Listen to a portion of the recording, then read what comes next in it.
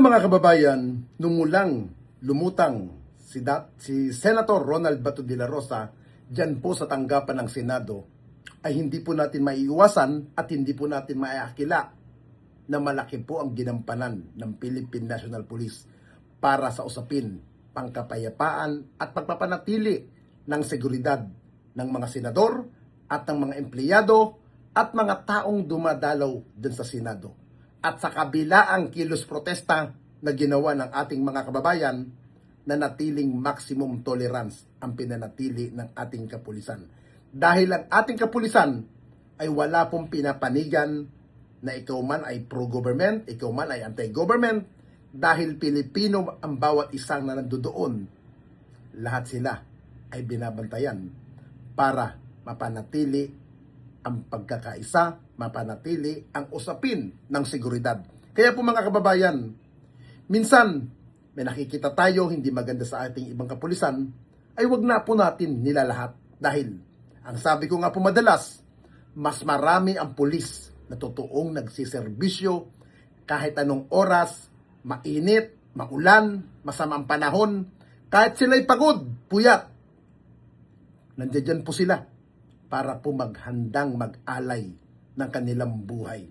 Dahil nga sinasabi ko nga po madalas, gusto nang mangyari ng ating PNP Chief kasalukuyan na si Police Director General Jose Melencio Nartates Jr.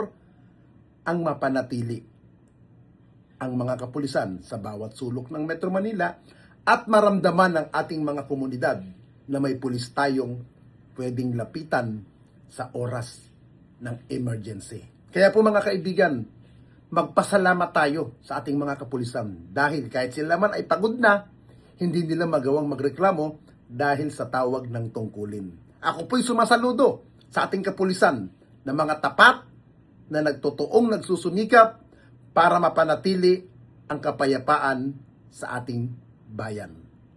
Sa ilalim ng matinding init ng tensyon at banta ng kaguluhan, muling nasubok ang katatagan ng ating kapulisan, ang bakuran ng Senado na dati simbolo ng payapang deliberasyon ay naging sentro ng panganib ng pumutok ang balita ng pagdakip kay Senador Bato de la Rosa.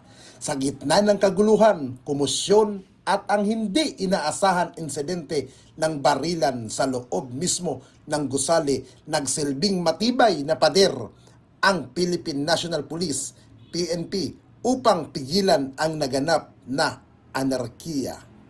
Sa ilalim ng direktiba ni PNP Chief General Jose Melencio Nartates Jr. at sa pamumuno ni NCRPO Police Major General Anthony Abirin, naging malinaw ang misyon, kapayapaan sa gitna ng gulo. Hindi biro ang hamon na hinarap ng iba't ibang unit ng PNP, hindi lamang sa trapiko o simpleng rally ang kanilang binabantayan. Buhay ang nakataya sa bawat minutong lumilipas habang tensyonado ang lahat ng panig. Dapat natin kilalanin ang pagod at puyat ng mga kapulisan na dumidiretso ng duty sa loob ng ilang araw sa kabila ng pisikal na pagod na nanatili silang alerto sa Senate premises and ground. Ang kanilang presensya ay hindi manakot kundi upang magsilbi sandigan ng seguridad para sa mga senador at kawani upang masiguro magpapatuloy ang tungkulin ng Estado sa kabila ng krisis para sa mga realista upang matiyak na ang pagpahayag ng saloobin ay hindi may uwi sa madugong sakuna at para sa publiko upang hindi madamay ang mga sibilyan sa paligid ng gusali. Ang naganap na barilan sa loob ng Senado ay isang paalala kung gaano kabilis magbago ang sitwasyon mula sa pagiging maayos tungo sa peligroso kung wala ang mabilis na pagtugis at estrahikong pagbabantay ng PNP, posibleng mas malala pa ang naging pinsala. Madalas nating punahin ang kapulisan sa mga pagkukulang, ngunit sa mga panahong tulad nito, kung saan ang usapin ay buhay at kamatayan. Sila ang atin unang tinatawagan. Ang dedikasyon ni na General Nartates at Major General Eberin na panatilihin ang kaayusan ay patunay na sa huli ang uniforme asul ang nananatiling kalasag ng ating demokrasya. Hindi madali ang maging tagapamayapa sa isang bansa. Nahati ang opinyon, lalo na sa isang mainit na isyu, politikal. Ngunit, ang PNP ay nagpapakita ng profesionalismo sa gitna ng pagod at panganib. Naninindigan sila para sa kaayusan. Nararapat lamang na bigyan pugay ang bawat pulis na nagbabantay, nagpupuyat at nagbubuwis ng lakas upang manatiling ligtas ang Senado at mamamayang Pilipino sa gitna ng sigwaan ng politika. Ang PNP ang ating naging sandigan.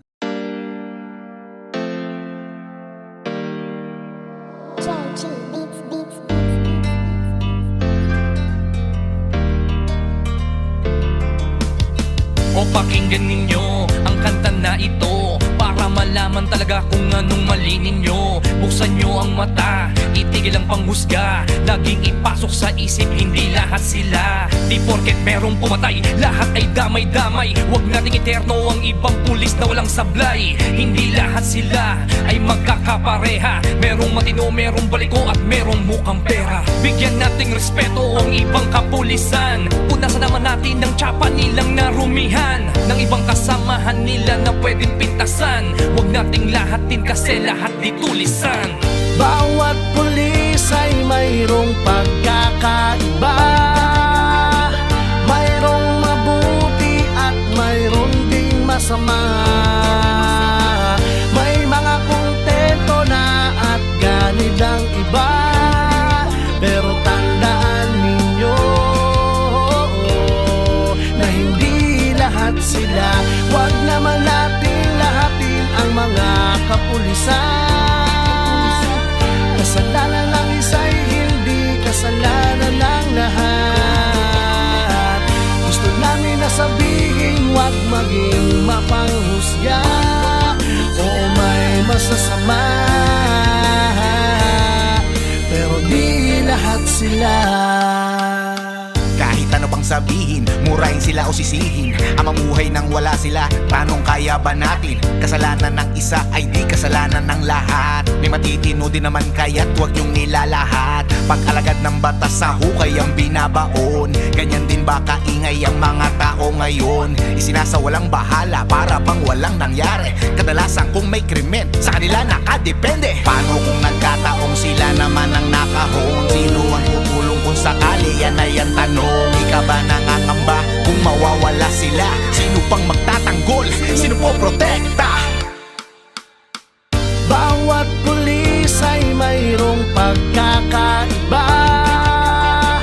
Mayroong mabuti at mayroong ding masama. May mga kontento na at ganid ang iba. Pero tandaan ninyo na hindi lahat sila. Huwag naman natin lahatin ang mga kapulisan. Kasalanan ng isa'y hindi kasalanan ng lahat. Gusto namin na sabihin, huwag maging mapanghusga. Oo, may masasama, pero di lahat sila. Ang katotohanan kung minsan hindi nyo pansin, ang katarungan at timbangan ay mga matang duli. Lahat naman ng tao, ikaw at ako ay sumasablay rin. Kaya bago kayo manghusga't magsalita, Hindi lahat sila. bawat pulis ay mayroong pagkakaiba. Mayroong mabuti at mayroong ding masama. May mga kontento na at ganid ang iba. Pero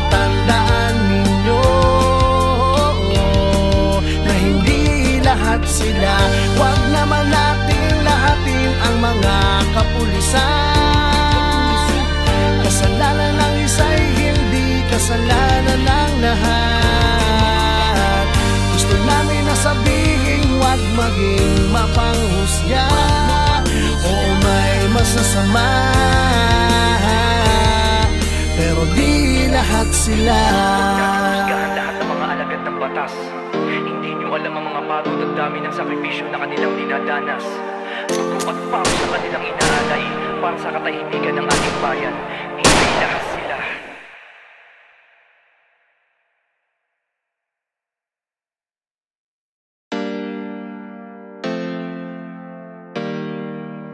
Joji beats, beats, beats.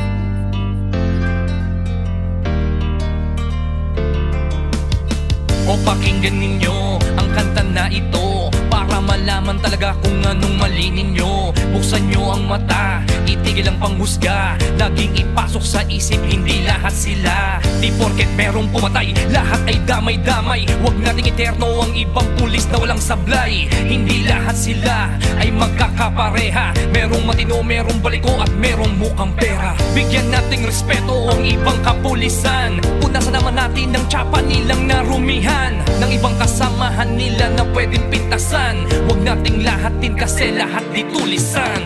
Bawat pulis ay mayroong pagkakaiba. Mayroong mabuti at mayroong ding masama. May mga kontento na at ganid ang iba. Pero tandaan ninyo na hindi lahat sila. Huwag naman natin lahatin ang mga kapulisan. Kasalanan ng isa'y hindi kasalanan ng lahat. Gusto namin na sabihin, huwag maging mapanghusga. Oo, may masasama, pero di lahat sila. Kahit ano pang sabihin, murahin sila o sisihin, ang mamuhay nang wala sila, tanong kaya ba natin? Kasalanan ng isa ay di kasalanan ng lahat. May matitino din naman kaya't huwag yung nilalahat. Pag-alagad ng batas sa hukay ang binabaon. Ganyan din ba kaingay ang mga tao ngayon? Isinasawalang bahala para bang walang nangyari. Kadalasan kung may krimen, sa kanila nakadepende. Paano kung nagkataong sila naman ang nakahon? Sino ang tutulong kung sakali? Yan ay ang tanong. Ika ba nangangamba kung mawawala sila? Sino pang magtatanggol? Sino po protekta? Bawat pulis ay mayroong pagkakaiba. Mayroong mabuti at mayroong ding masama. May mga kontento na at ganid ang iba. Pero tandaan ninyo na hindi lahat sila. Huwag naman natin lahatin ang mga kapulisan. Kasalanan ng isa'y hindi kasalanan ng lahat. Gusto namin na sabihin, huwag maging mapanghusga. Oo, may masasama, pero di lahat sila. Kung minsan hindi nyo pansin, ang katarungan at timbangan ay mga matang duli. Lahat naman ng tao, ikaw at ako ay sumasablay rin. Kaya bago kayo manghusga't magsalita, Hindi lahat sila. bawat pulis ay mayroong pagkakaiba. Mayroong mabuti at mayroong ding masama. May mga kontento na at ganid ang iba. Pero tandaan ninyo na hindi lahat sila. Huwag naman natin lahatin ang mga kapulisan. Kasalanan ng isa'y hindi kasalanan ng lahat. Gusto namin na sabihin, huwag maging mapanghusga. Oo, may masasama, pero di lahat sila. Husgahan lahat ng mga alagad ng ng batas. Hindi nyo alam ang mga pagod at dami ng sakripisyo na kanilang dinadanas. Dugo at pawis sa kanilang inaalay para sa katahimikan ng ating bayan. Hindi lahat sila.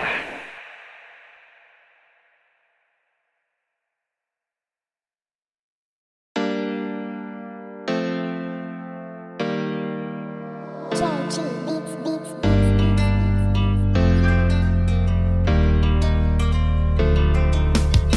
O pakinggan ninyo ang kanta na ito para malaman talaga kung anong mali ninyo. Buksan nyo ang mata, itigil ang panghusga. Laging ipasok sa isip, hindi lahat sila. Di porket merong pumatay, lahat ay damay-damay. Huwag nating iterno ang ibang pulis na walang sablay. Hindi lahat sila ay magkakapareha. Merong matino, merong baliko at merong mukhang pera. Bigyan nating respeto ang ibang kapulisan. Punasan naman natin ng tsapa nilang narumihan, ng ibang kasamahan nila na pwedeng pintasan. Huwag nating lahatin kasi lahat di tulisan.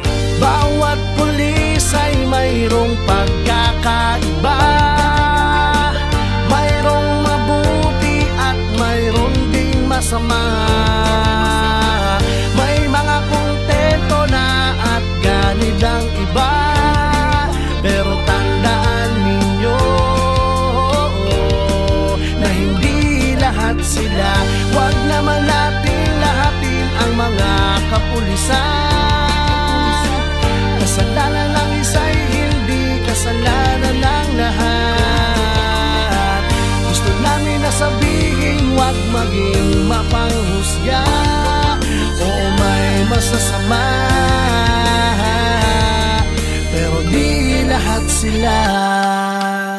Kahit ano pang sabihin, murahin sila o sisihin, ang mamuhay nang wala sila, tanong kaya ba natin? Kasalanan ng isa ay di kasalanan ng lahat. May matitino din naman kaya't huwag yung nilalahat. Pag-alagad ng batas sa hukay ang binabaon. Ganyan din ba kaingay ang mga tao ngayon? Isinasawalang bahala para bang walang nangyari. Kadalasan kung may krimen, sa kanila nakadepende. Paano kung nagkataong sila naman ang nakahon? Sino ang tutulong kung sakali? Yan ay ang tanong. Ika ba nangangamba kung